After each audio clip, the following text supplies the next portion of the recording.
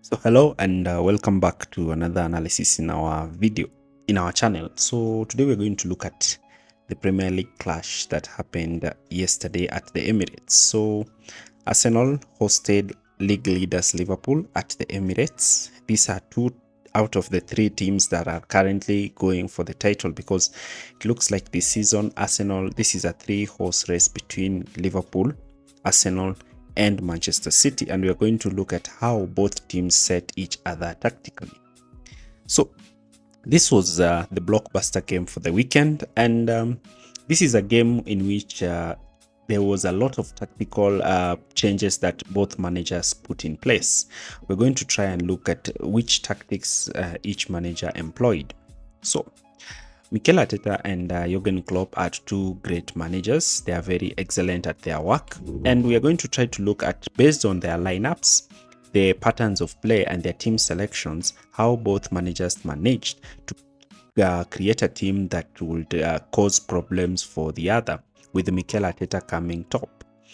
So Arsenal made an unusual addition in midfield, with Jorginho coming in to play alongside Declan Rice in a 4-2-3-1 system, with Martin Odegaard playing as a number 10 behind Kai Havertz, who played as a false 9.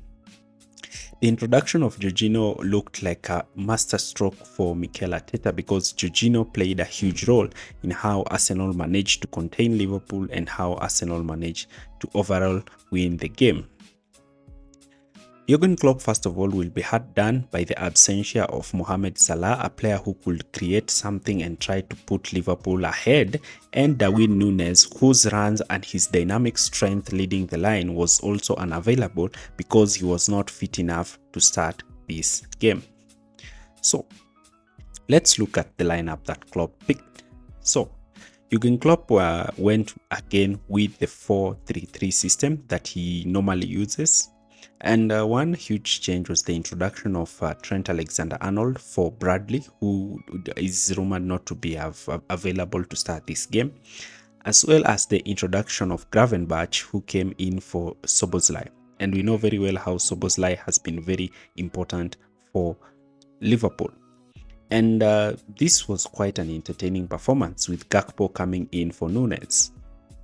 So the stats indicate that Liverpool dominated possession, but they only had one shot on target, yet Arsenal managed to have 7 shots on target and actually managed to have an XG of 2.5, meaning that Arsenal dominated the game by creating the better chances and denying Liverpool any chances in this game. So how did they do this? Before we start, do not forget to like, share and subscribe for more videos like this. So we first analyze what Liverpool did. Since they had majority of possession, we try to look at what the league leaders attempted to do in this game, which will form the basis of what Arsenal did out of possession. We know Liverpool generally like to build from the back, with Alisson stepping out to play as the third centre back, with Arsenal pressing in that diamond 4-2-3-1 system, in that diamond 4-4-2 system. So Arsenal were not quite aggressive in this game because they saw how Chelsea played, and that costed Chelsea. So Liverpool were able to bypass the first line of pressure, with Alisson finding the centre backs quite easily. Now, in this middle block is where we saw a difference between Chelsea and Arsenal. So Gomez started to invert the way he did against Chelsea. But Arsenal were quite aggressive with their press, with Declan Rice and Jorginho not afraid to push back and force Gomez to play the ball backwards.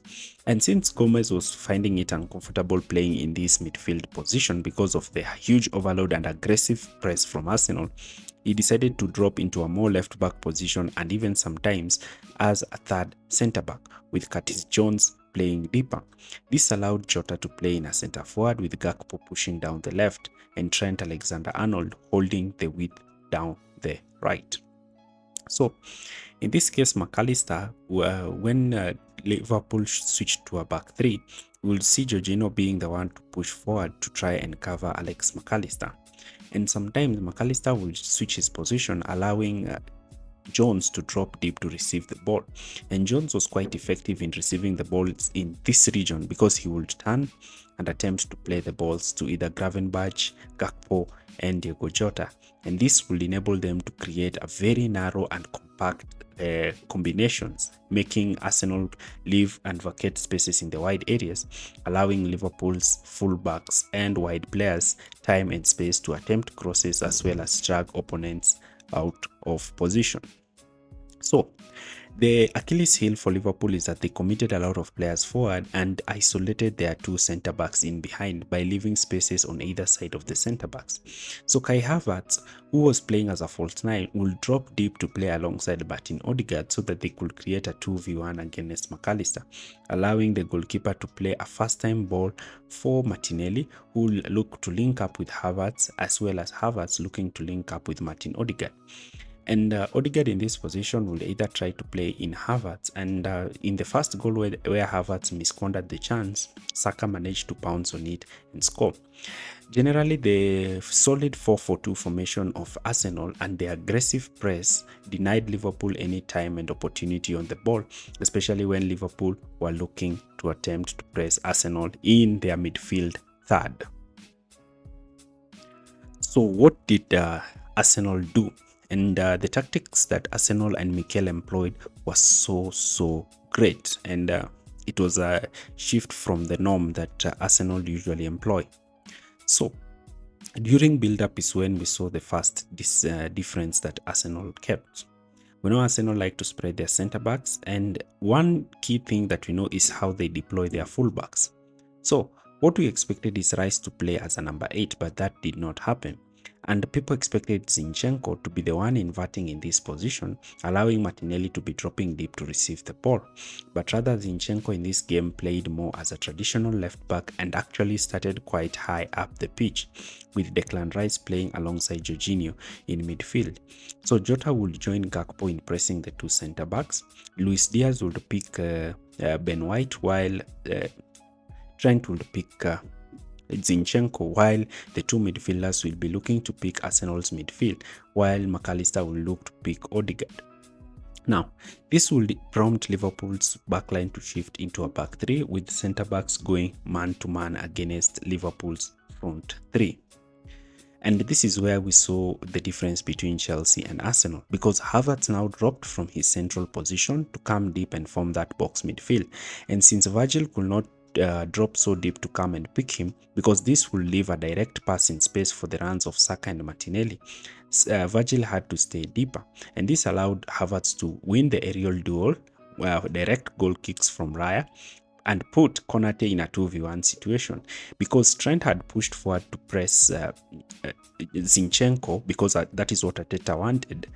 Martinelli will receive the ball in this space and immediately get time and space to progress with the ball forward, looking to try to drive with the ball forward. And this, complemented with Odegaard, Saka and Rice and Havertz also pushing forward, generated a lot of strength for Arsenal, making them look like they are moving in a more counter-attacking situations.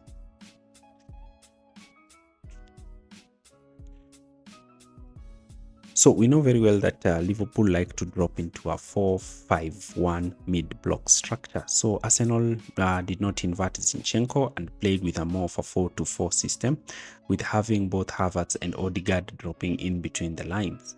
So Jorginho was so key in picking the movements of Odegaard and allowing Odegaard to have space to turn and at least try to play in Saka. And this is where we saw Saka receiving the ball in the right half space channel. But down the left is where it was much interesting, since Zinchenko will receive the ball, drag out Diego Jota and play the ball to Martinelli, who Mikel wanted to put in a 1v1 situation against the defensively unaware Trent. And Martinelli managed to beat Trent majority of the time, and this generated numerical advantages for Arsenal while they were attacking. So this is a very huge win for Mikel Arteta, a statement from Arsenal, a team that has not lost to any top 6 side this season. Arsenal have a resounding unbeatable record against the top sides in the Premier League this season, showcasing how Mikel Arteta is growing and fitting on well in his role as Arsenal manager. Arsenal have also placed themselves in second position and are placed themselves in contention for the Premier League title. Manchester City, a team who are yet to play the 2 games in hand, are more likely to win those 2 games in hand, putting them top of the league. And this is going to be an interesting horse race, and we are looking forward to see how Arsenal and how Mikel Arteta is going to forge this team going forward. If you've liked our analysis of this video, do not forget to like, share and subscribe. Thanks for watching.